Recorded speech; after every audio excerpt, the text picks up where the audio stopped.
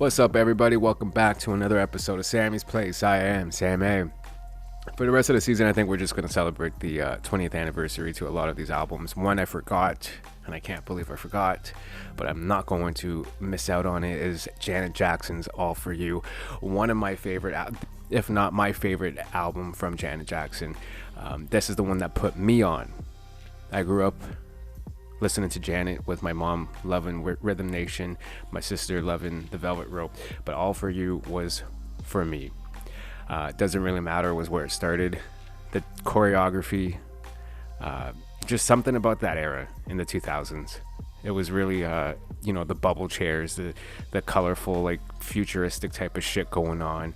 It was really dope. It was a really good time. It was really just happy and playful time. Things weren't so serious.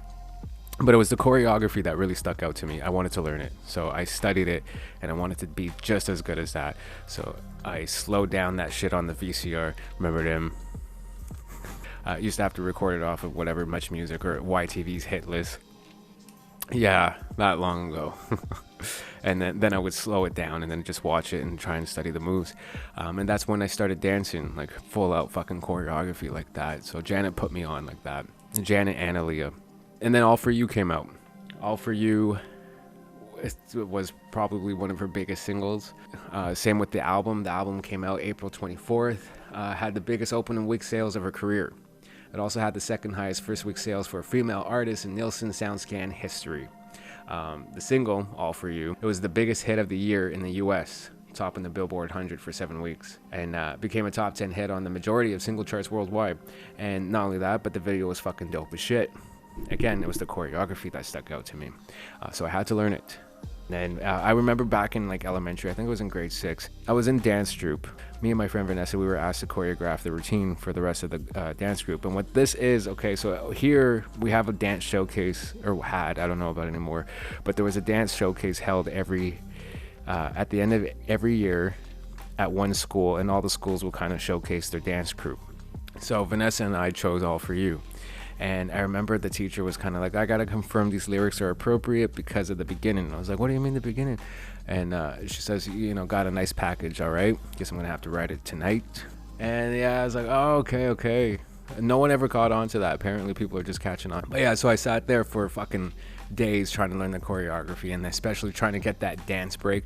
Those days we didn't have much available on the internet. Internet wasn't even the internet, what we know as the internet today. It was really hard to get the video edit on a CD. So unfortunately we didn't get that dance break, but I learned it. And then the album, that was the reason why I bought the album, was because of that one song, and because we were doing it for the dance showcase. So I bought the album, and the album was quite grown and sexy. And that was like in the beginning when the album originally first came out, and it didn't have the parental advisory on it. But then they had to do a re-release or whatever the fuck with the parental advisory on it because it was banned in some other countries for being too explicit, sexually explicit. Imagine that, those days.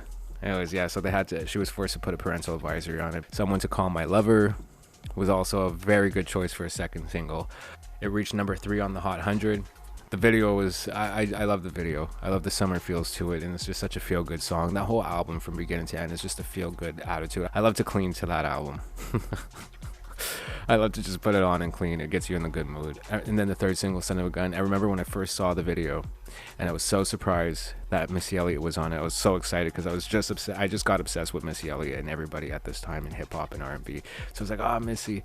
And the video was really fucking dope. I don't know who did the video. I didn't look into that, but it had like a kind of dark feel to it, but yeah, it was so fucking dope. It didn't get the success that it did. That's one song that she doesn't really perform much, is Son of a Gun, if I'm not mistaken. I've been to quite a few Janet concerts, I think about 5, and she's never performed it. But anyways, and then the MTV Icon thing happened. Like, everybody was there. Destiny's Child, NSYNC, Aaliyah, Pink, Maya, Usher, obviously that dance. I think you can hear the sirens. I live downtown. Always with the sirens. My apologies. And then she performed All For You, and then there's that little switch at the end to You Ain't Right. That was my fucking shit, bro. I learned that dance break, or whatever, choreography to You Ain't Right. That was fucking dope as shit.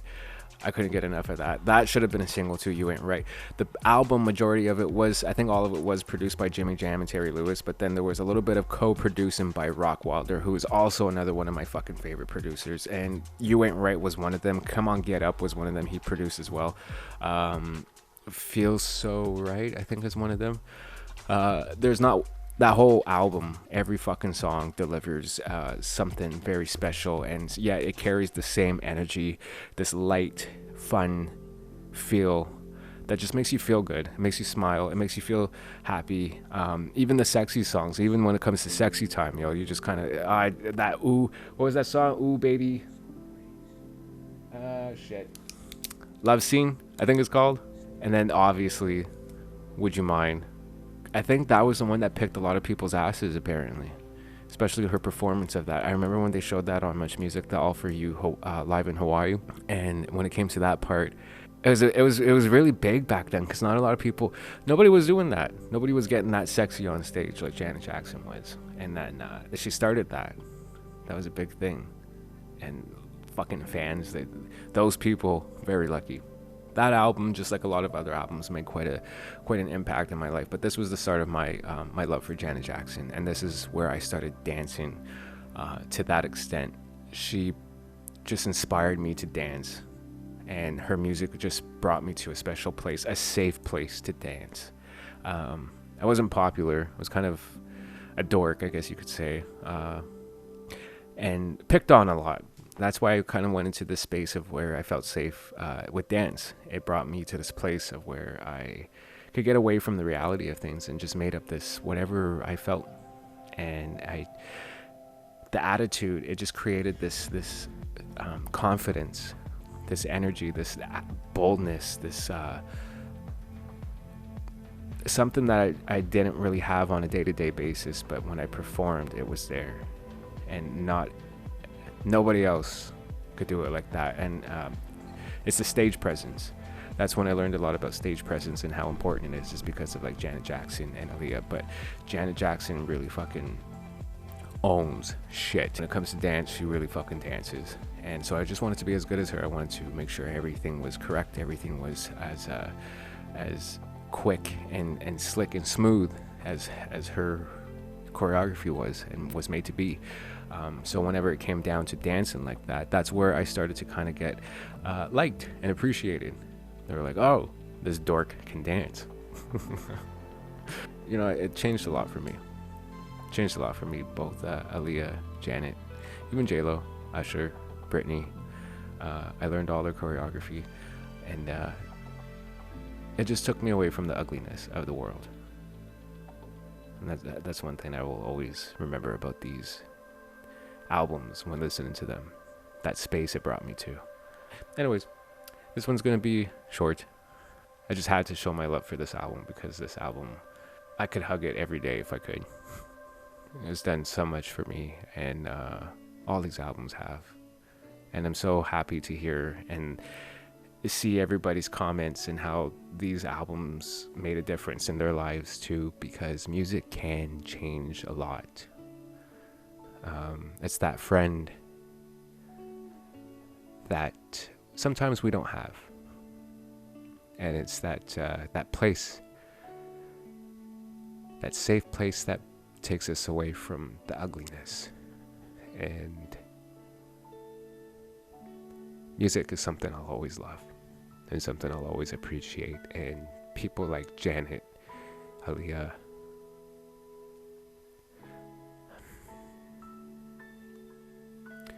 they really made a difference.